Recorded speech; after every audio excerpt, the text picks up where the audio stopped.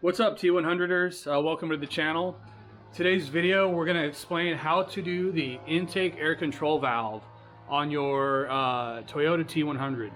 My particular one is a 1997 two-wheel drive V6 model. So I'm pretty sure these are interchangeable with all the different models, four-wheel drive, any ones in these year range. These are even on the 4Runners. One thing I will note is that do not get the cheap ones. I've already installed 2 of these, and the reason is because they will keep popping codes and they will fail. All right, so the first thing we're going to do is we're going to disconnect the battery. It's got a sensor on it, so we want to make sure that nothing funky happens with the sensor or anything. Make sure that we're off to a good start. Everything on here is metric, obviously, because it's a Toyota.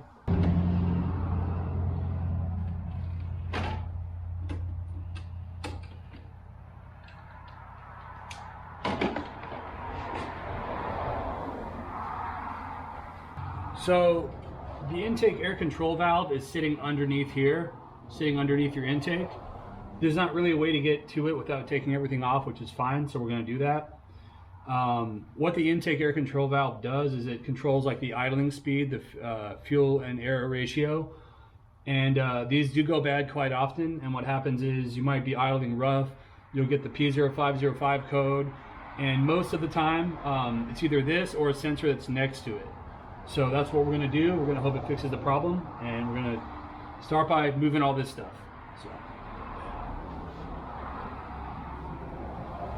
So first we're going to get this hose out of the way. I'm going to loosen this up. Pop around, loosen up.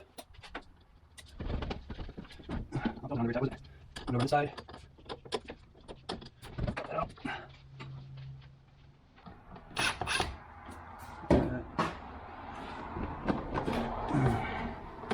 Just going to set this to the side for now. We don't really need it fully out, just kind of out of the way. So next thing we're going to do is we're going to disconnect all these. They just slide right out. You got to kind of push them, and then you can push them out. And they're easy to keep track of where they go back. They're all sitting in a distinguishable place, so it's kind of hard to mess them up putting them back in. Pop these out.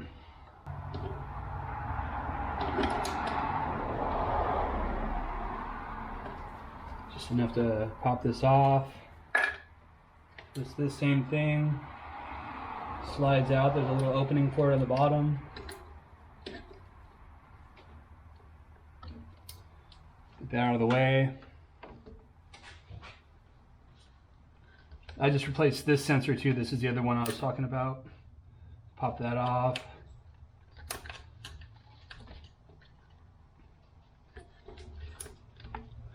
And then we have 4 bolts here. They are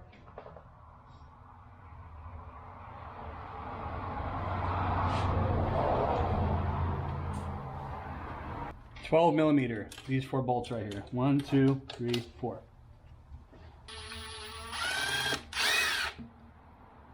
So the top 2, just the nut comes off, and the other 2, the whole bolt comes out. 1, 2,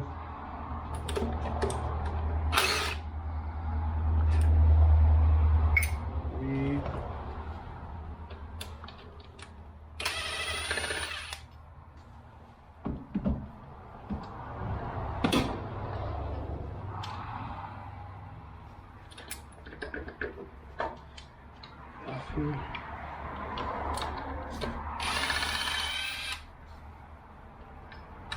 There's a little gasket in here. It's a great time to do that if you haven't done that one in a while.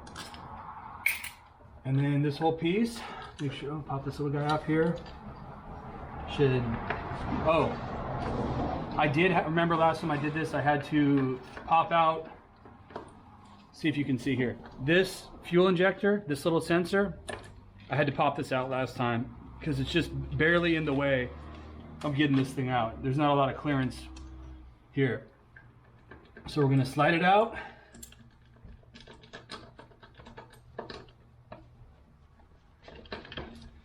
And now we have these sensors here, or I'm sorry, these hoses. So one thing to note, see if you can see this. 2 of these have coolant going through it. It cools the, let me get you guys to where you can see this.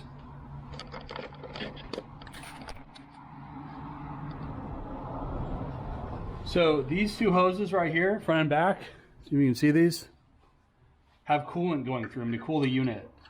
This one's air for the sensor. So last time I did this, I made a boo-boo and I mixed these up, and what happened was my engine was taking in coolant very bad. So make sure to keep track of these. In fact, I'm even going to just mark these so I know for sure. So we got this one, this one. Then we're just going to pop all these off.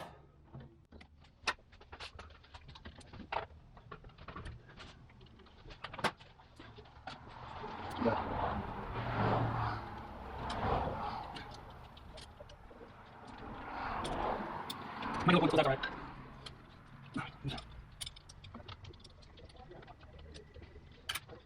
Yeah, there. So now with this out of the way, we can see that we have these 2 lines here for coolant, and then this one down here was air. So it's important to keep track of. So now we have our unit here, and this is the guy right here. So what we're going to do is we're going to unscrew it and screw the new one on. It's that simple. I'll do it right here so we can all see it.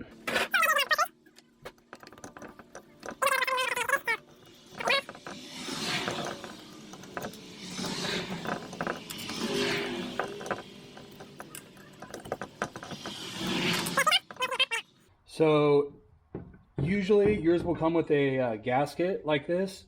I just put this one in, so I'm not going to change it. I'm just going to leave this one in. But if not, it just kind of just squeezes right in there. So we got our old one here, and we got our new one that's going to work for us. Make sure the gasket's lined up, screw it back in.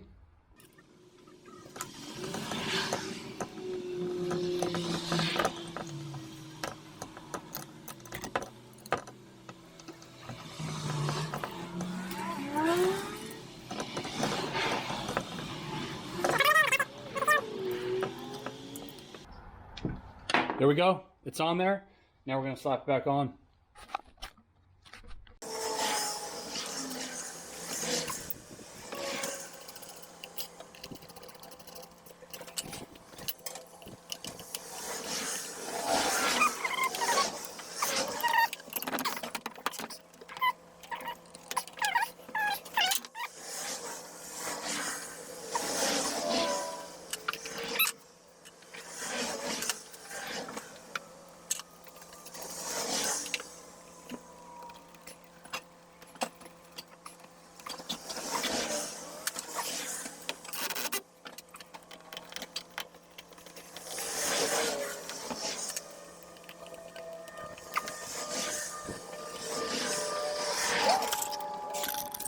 So there you have it. We're good to go. We got everything back in. Make sure to check all your hoses. To kind of recap, first thing, we screwed these 2 in, 2 on top, 2 on bottom, 10 millimeter. Then we popped back in this guy down here, that sensor that we had to move to get out of the way. We reconnected these cables, tightened this guy, put the hose back on, tightened these, and made sure our hoses obviously on the bottom were connected. Now obviously we're going to reconnect our battery, and that's it. Hope you guys, hope this helped you, hope you got it done, and just remember, don't buy the cheap ones or you're going to end up doing this 3 times like me. If you guys have any questions or anything, just drop them in the comments. I'll see you next time.